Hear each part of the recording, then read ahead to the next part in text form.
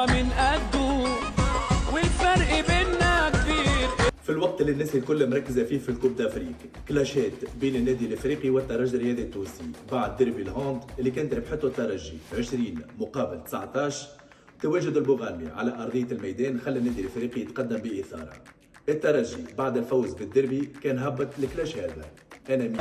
النادي الافريقي يجاوب بالكلاش هذا: انا عمك عم عيالك.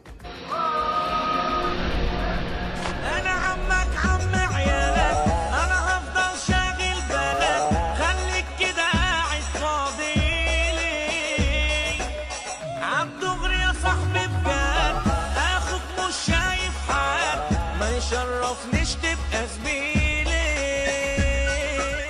الترجي بعد إجابة النادي الإفريقي يعاود يهبط كلاش آخر، وهذا كان الكونتينيو بتاعه.